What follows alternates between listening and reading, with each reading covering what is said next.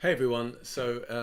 I had a lot of questions about how to get started freelance writing from home in response to my first video. I just want to take you through a really specific um, way of going about getting your first job. Let's just get straight into it. I want to take you through step by step exactly how I got my first writing job, where I found it, how I applied for it, and why I won it basically. And I'll take you line by line through my proposal of how I got it. All right, so here is the job. This was a long time ago, May 2016. So, sales copywriter needed for Kindle descriptions, long-term work.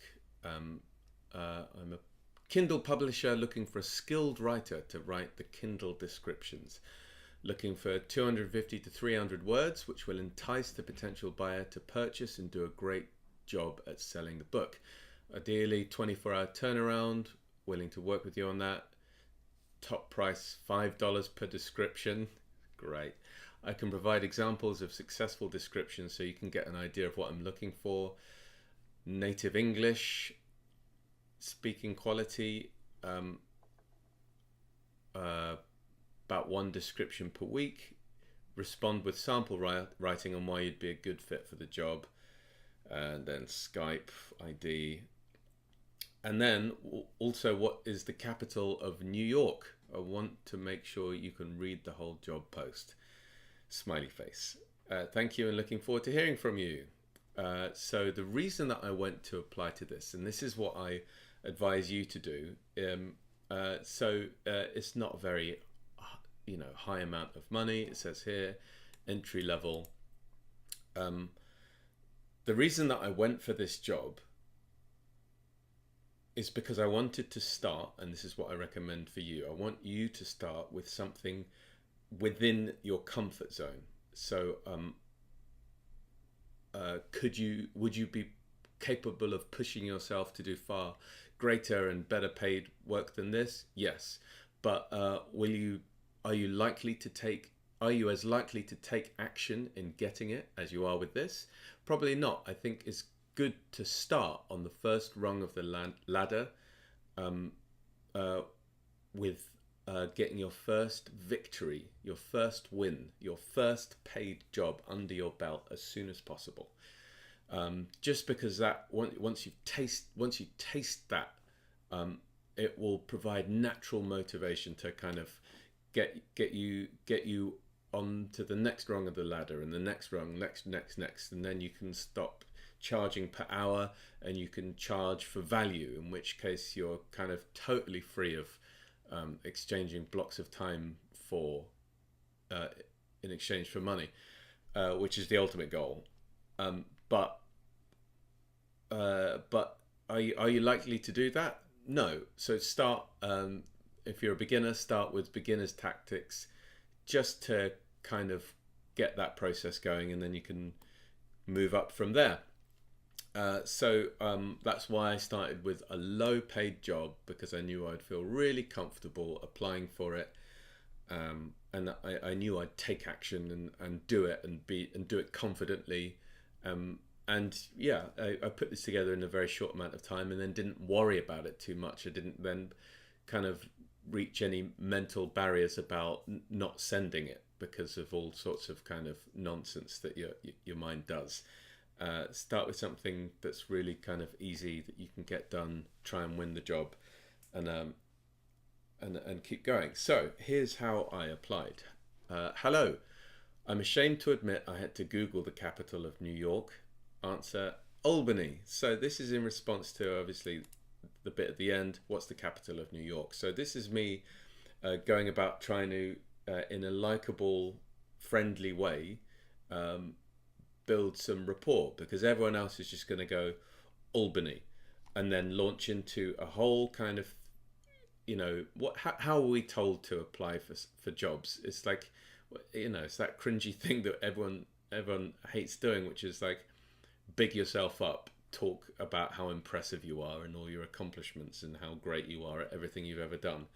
Uh, I think that puts you firmly in the middle of the pack with everyone else who's doing that same thing. A really nice way of sidestepping it is to, talk to people like you're having a conversation. So instead of just putting Albany as the capital of New York, I didn't know that, and I had to look it up, um, and that's a really kind of, as if you're having a conversation, as if you're having a chat with the person. It kind of just puts you in a different kind of section of the brain. It feels like they kind of could like imagine working with you, because you're a kind of normal human being. You come across as a likable person who's kind of already kind of different, and that kind of that really helps, having a kind of opener that's very likable. I see you're looking for someone skilled to write your Kindle descriptions. I'd love to help you out. So this is a really important thing. Talk more about them than you do about yourself, because everyone else is just going to be saying, I am this, I've done this writing, it was really good. Yeah, I'm taking the mick, but everyone's going to be talking about themselves and trying to win the job. If you start out by acknowledging that they're more important, their problem is more important, you need to get this done, I'd love to help you out. I think that's just another very subtle way to put yourself in a different compartment as everyone else who's going to be just blasting their CV at this poor guy. You will receive, you'll receive 24-hour turnaround for compelling summaries that leave your customers shaking with anticipation to buy and read your books! Exclamation mark. Again, that, I don't know why everyone tries to apply to stuff using really formal, severe language. I guess it's what we're taught, and it's what everyone else is doing, so we just join in, because why would you know any better, right? I think, for this, at this point, I actually thought that it was fiction books that he needed. I don't know if that's because I didn't read his job post properly, but I thought it was fiction books. So I thought, well, I'll show, rather than tell him I'm really good at writing exciting fiction. How about a sentence that uses some creativity and imagination? Leave your customers shaking with anticipation to buy and read your books.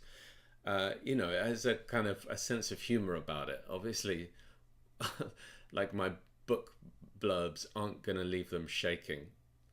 But the fact that I'm probably the only person who used any imagination, any interesting, exciting, fun to read way of applying for the job, is showing him that I can write with imagination and make things interesting to read, rather than telling him I can make it exciting, interesting to read, and dynamic.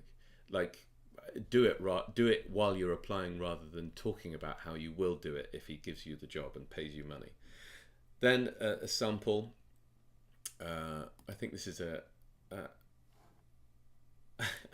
is yeah. So I went and because this is about fiction.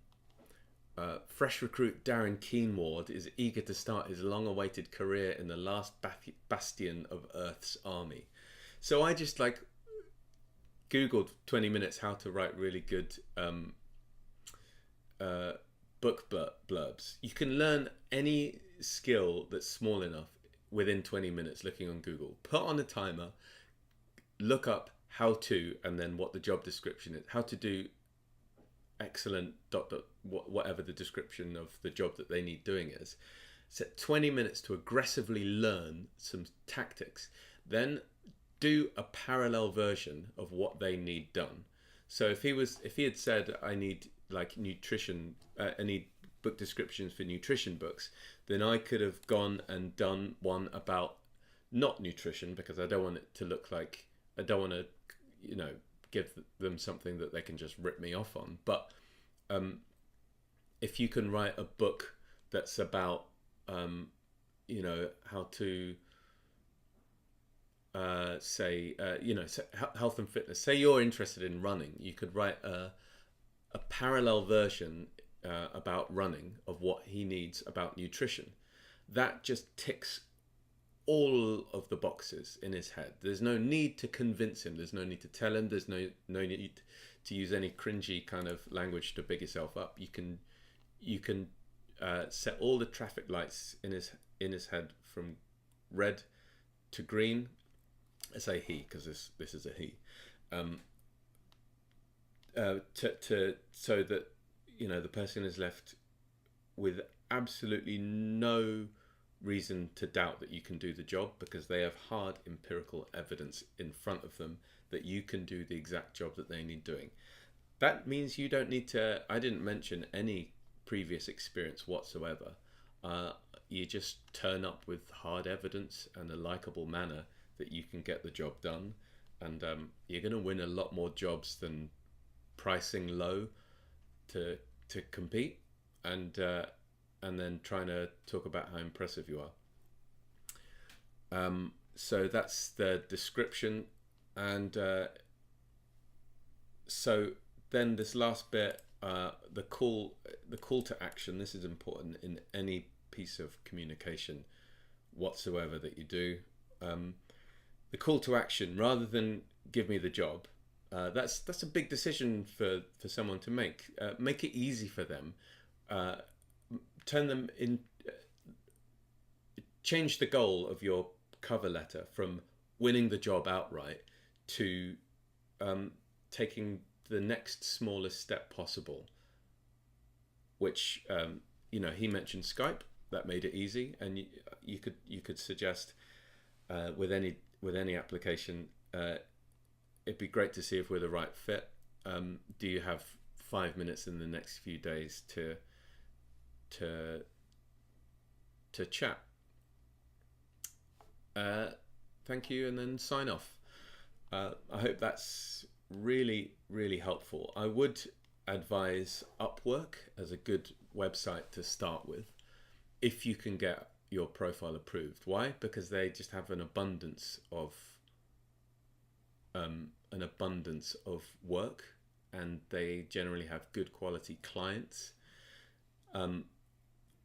There are other ways of getting work that are much better, but not for a beginner. So I wouldn't go and walk into the most super advanced way of doing things when this is, set the goal to a definitely concrete, achievable thing, and you're far more likely to follow through and finish doing your first job proposal than if you say, right, I'm going to go and get the A standard venture-backed new startup to hire me as their content manager. You're likely to find any number of excuses to stall and procrastinate because it feels terrifying. Because it is terrifying. But if you work your way up, even if you start off with something that's $5 per description, which, by the way, you get this going, you stack these up, and you could do 4 in an hour. That's not a terrible wage, and you do it really well, and you get really good feedback. You can use that as a testimonial for then climbing to the next rung of the ladder.